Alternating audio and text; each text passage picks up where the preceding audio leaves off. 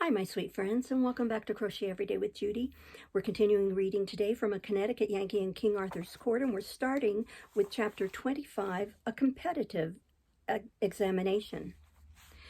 When the king traveled for change of air, or made a progress, or visited a distant noble whom he wished to bankrupt with the cost of his keep, part of the administration moved with him.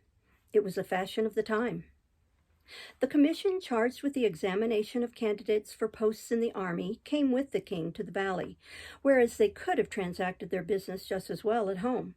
And although this expedition was strictly a holiday excursion for the king, he kept some of his business functions going just the same. He touched for the evil as usual. He held court in the gate at sunrise and tried cases, for he was himself Chief Justice of the King's Bench. He shone very well in this latter office. He was a wise and humane judge, and he clearly did his honest best and fairest according to his lights.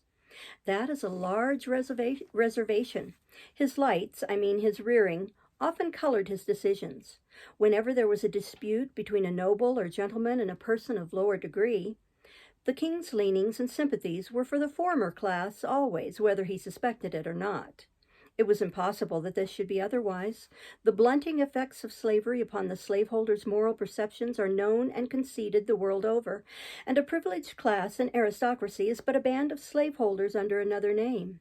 This has a harsh sound and yet should not be offensive to any, even to the noble himself, unless the fact itself be an offense, for the statement simply formulates a fact. The repulsive feature of slavery is the thing, not its name.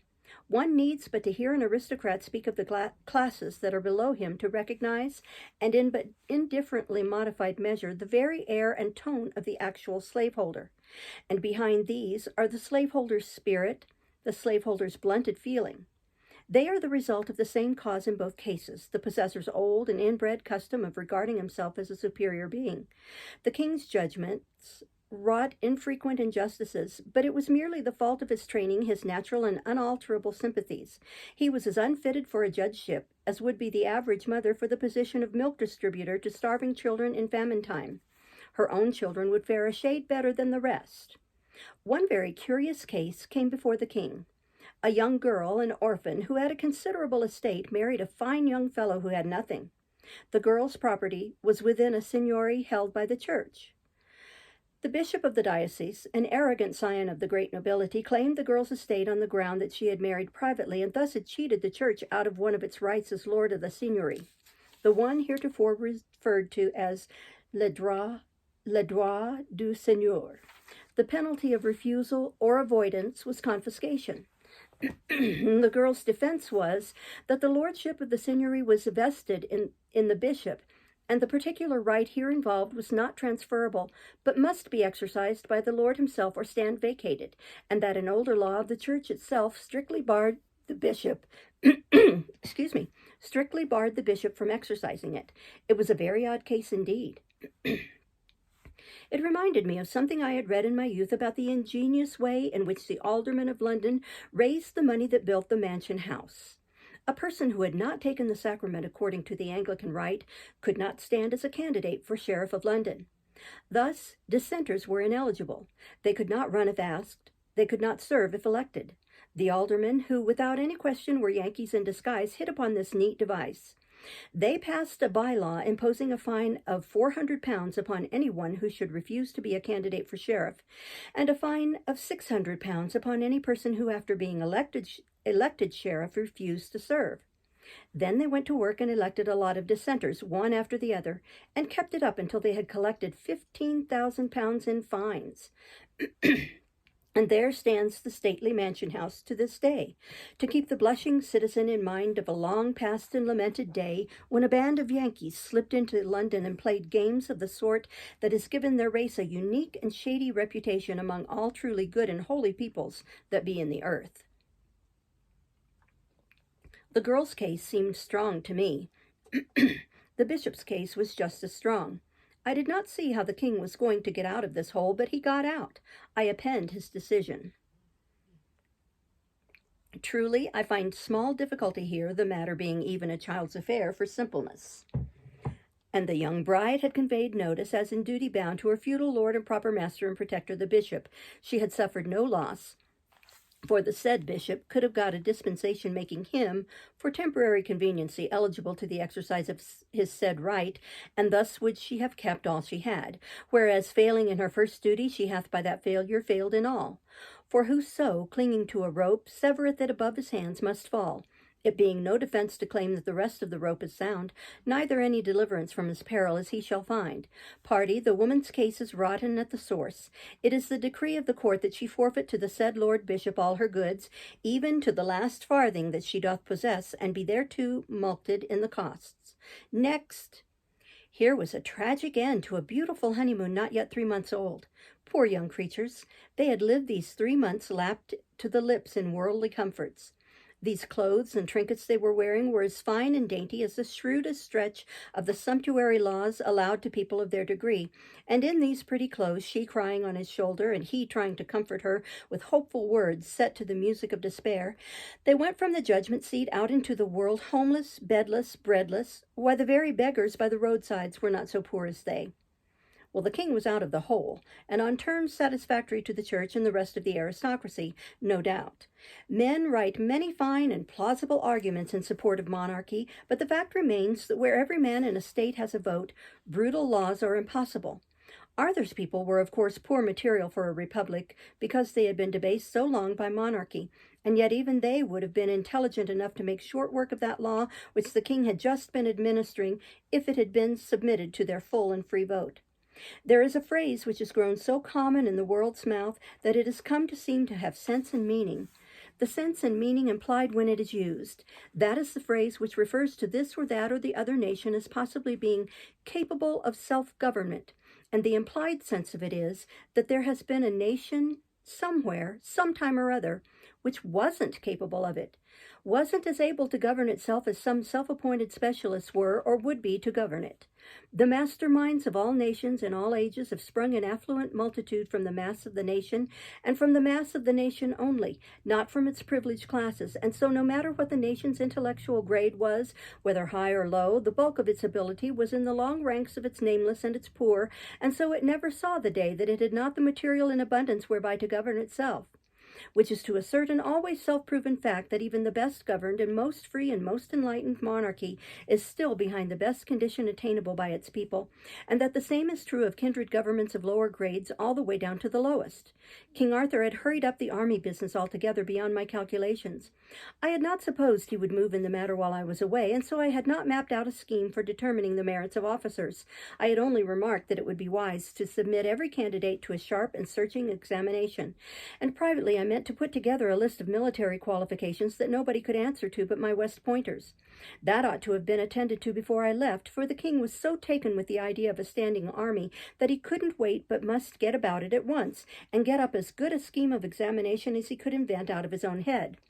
I was impatient to see what this was, and to show, too, how much more admirable was the one which I should display to the examining board. I intimated this gently to the king, and it fired his curiosity. When the board was assembled, I followed him in. Behind us came the candidates. One of these candidates was a bright young West Pointer of mine, and with him were a couple of my West Point professors. When I saw the board, I did not know whether to cry or to laugh. The head of it was the officer known to later centuries as Norroy King-at-Arms. The two other members were chiefs of bureaus in his department, and all three were priests, of course. All officials who had to know how to read and write were priests. My candidate was called first out of courtesy to me, and the head of the board opened on him with official solemnity. Name, Mal-Ease, son of Webster. Webster. My memory faileth to recall the name. Condition? Weaver. God keep us. The king was staggered from his summit to his foundations. One clerk fainted, and the others came near it. The chairman pulled himself together and said indignantly, "It is sufficient. Get you hence." But I appealed to the king. I begged that my candidate might be examined. The king was willing, but the board, who were all well-born folk, implored the king to spare them the indignity of examining the weaver's son. I knew they didn't know enough to examine him anyway, so I joined my prayers to theirs, and the king turned the duty over to my professors. I had had a blackboard prepared, and it was put up now, and the circus began. It was beautiful to hear the lad lay out the lay out the science of war and wallow in details of battle and siege, of supply, transportation, mining and countermining, grand tactics, big strategy and little strategy, signal service, infantry, cavalry, artillery, and all about siege guns, field guns, Gatling guns, rifled guns, smooth bores, musket practice, revolver practice, and not a solitary word of it all could these catfish make head or tail of, you understand, and it was handsome to see him chalk off mathematical nightmares on the blackboard that would stump the angels themselves, and do it like nothing, too. All about eclipses and comets and solstices and constellations and mean time and sidereal time and dinner time and bedtime and every other imaginable thing above the clouds or under them that you could harry or bullyrag an enemy with and make him wish he hadn't come. And when the boy made his military salute and stood aside at last, I was proud enough to hug him, and all those other people were so dazed they looked partly petrified, partly drunk, and wholly caught out and snowed under. I judged that the cake was ours, and by a large majority. Education is a great thing. This was the same youth who had come to West Point so ignorant that when I asked him if a general officer should have a horse shot under him on the field of battle, what ought he to do, answered up naively and said, "Get up and brush himself." One of the young nobles was called up now. I thought I would question him a little myself. I said, "Can your lordship read?" His face flushed indignantly, and he fired this at me. "Takest me for a clerk? I trow I am not of a blood that—" "Answer the question." He crowded his wrath down and made out to answer, "No." "Can you write?"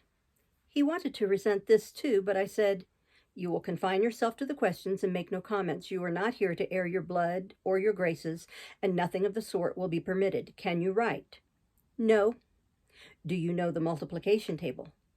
"I wit not what you refer to." "How much is 9 times 6? "It is a mystery that is hidden from me by reason that the emergency requiring the fathoming of it hath not in my life days occurred, and so not having no need to know this thing, I abide barren of the knowledge. If A trade a barrel of onions to B, worth 2 pence the bushel, in exchange for sheep worth 4 pence and a dog worth a penny, and C kill the dog before delivery because bitten by the same, who mistook him for D, what sum is still due to A from B, and which party pays for the dog, C or D, and who gets the money? If A, is the penny sufficient, or may he claim consequential damages in the form of additional money to represent the possible profit which might have inured from the dog, and classifiable as earned increment, that is to say, usufruct? Verily, in the all-wise and unknowable providence of God, who moveth in mysterious ways his wonders to perform, have I never heard the fellow to this question for confusion of the mind and congestion of the ducts of thought. Wherefore, I beseech you, let the dog and the onions and these people of the strange and godless names work out their several salvations from their piteous and wonderful difficulties without help of mine. For indeed their trouble is sufficient as it is, whereas, and I tried to help, I should but damage their cause the more, and yet mayhap not live myself to see the desolation wrought. What do you know of the laws of attraction and gravitation? If there be such, mayhap his grace the king did promulgate them, whilst that I lay sick about the beginning of the year, and thereby failed to hear his proclamation. What do you know of the science of optics?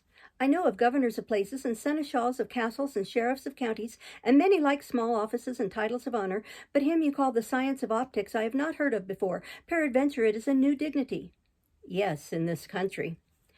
Try to conceive of this mollusk gravely applying for an official position of any kind under the sun. Why, he had all the earmarks of a typewriter copyist, if you leave out the disposition to contribute uninvited emendations of your grammar and punctuation. It was unaccountable that he didn't attempt a little help of that sort out of his majestic supply of incapacity for the job. But that didn't prove that he hadn't material in him for the disposition. It only proved that he wasn't a typewriter copyist yet. After nagging him a little more, I let the professors loose on him, and they turned him inside out on the line of scientific war, and found him empty, of course. He knew somewhat about the warfare of the time, bushwhacking around for ogres and bullfights in the tournament ring and such things, but otherwise he was empty and useless. Then we took the other young noble in hand, and he was the first one's twin, for ignorance and incapacity. I delivered them into the hands of the chairman of the board with the comfortable consciousness that their cake was dough. They were examined in the previous order of precedence. Name, so please you? Pertipole, son of Sir Pertipole, Baron of Barley Mash. Grandfather? Also Sir Pertipole, Baron of Barley Mash. Great-grandfather?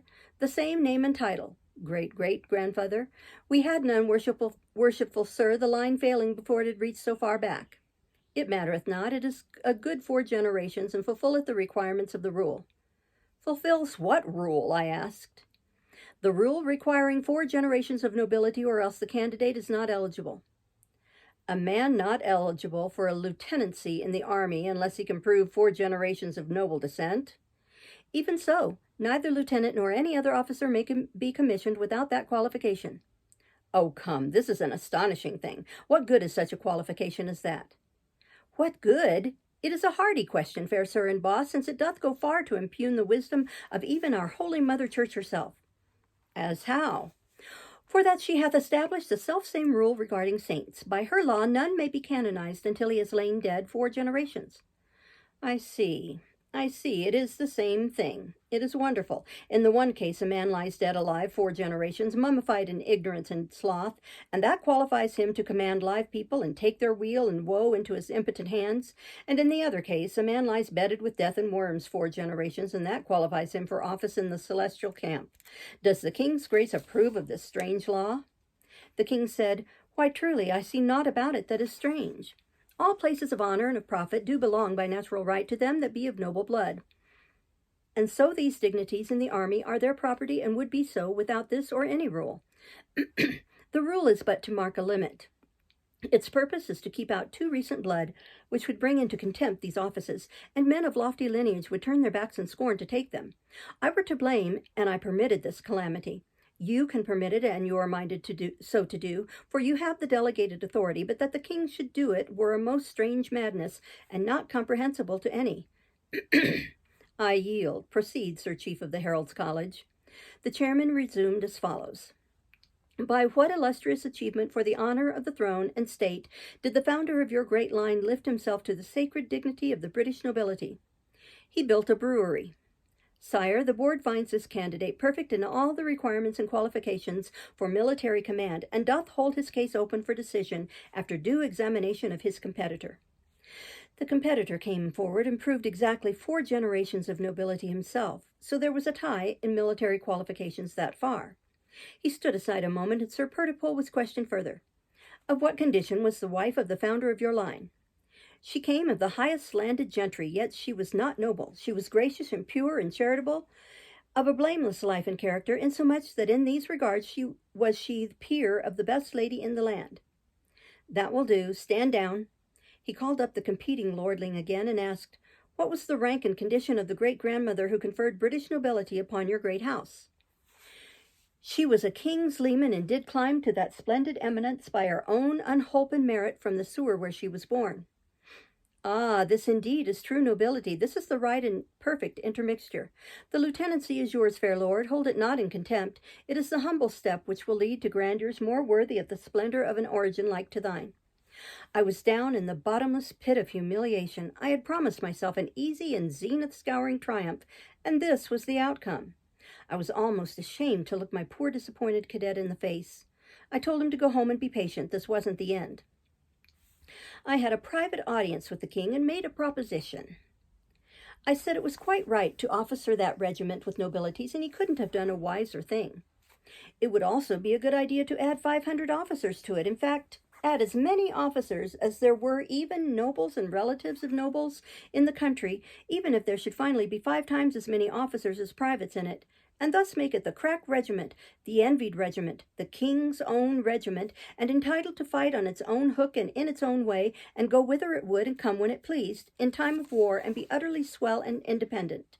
This would make that regiment the heart's desire of all the nobility, and they would all be satisfied and happy. Then we would make up the rest of the standing army out of commonplace materials and officer it with nobodies, as was proper, nobodies selected on a basis of mere efficiency, and we would make this regiment toe the line, allow it no aristocratic freedom from restraint, and force it to do all the work and persistent hammering, to the end that whenever the king's own was tired and wanted to go off for a change and rummage around amongst ogres and have a good time, it could go without uneasiness, knowing that matters were in safe hands behind it, and business going to be continued at the old stand same as usual. The king was charmed with the idea. When I noticed that, it gave me a valuable notion. I thought I saw my way out of an old and stubborn difficulty at last. You see, the royalties of the Pendragon stock were a long-lived race and very fruitful. Whenever a child was born to any of these, and it was pretty often, There was wild joy in the nation's mouth and piteous sorrow in the nation's heart. The joy was questionable, but the grief was honest, because the event meant another call for a royal grant. Long was the list of these royalties, and they were a heavy and steadily increasing burden upon the treasury and a menace to the crown. Yet Arthur could not believe this latter fact, and he would not listen to any of my various projects for substituting something in the place of the royal grants.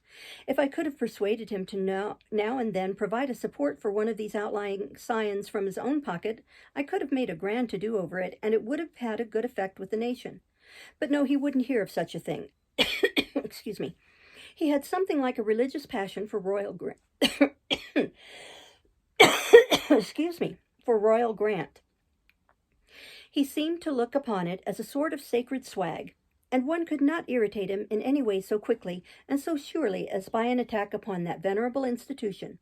If I ventured to cautiously hint that there was not another respectable family in England that would humble itself to hold out the hat, however, that is as far as I ever got. He always cut me short there, and peremptorily, too. But I believed I saw my chance at last. I would form this crack regiment out of officers alone. Not a single private. Half of it should consist of nobles, who should fill all the places up to Major General, and serve gratis and pay their own expenses. And they would be glad to do this when they should learn that the rest of the regiment would consist exclusively of princes of the blood. These princes of the blood should range in rank from lieutenant general up to field marshal, and be gorgeously salaried and equipped and fed by the state. Moreover, and this was the masterstroke, it should be decreed that these princely grandees should be always addressed by a stunningly gaudy and awe-compelling title, which I would presently invent, and they only in all England should be so addressed. Finally, all princes of the blood should have free choice. Join that regiment, get that great title, and renounce the royal grant or stay out and receive a grant. Neatest touch of all, unborn but eminent princes of the blood could be born into the regiment and start fair with good wages and a permanent situation upon due notice from the parents. All the boys would join, I was sure of that, so all existing grants would be relinquished. That the newly born would always join was equally certain. Within 60 days, that quaint and bizarre anomaly, the royal grant, would cease to be a living fact and take its place among the curiosities of the past. We'll stop there and start next time with Chapter 26. Thank you for listening. Bye-bye.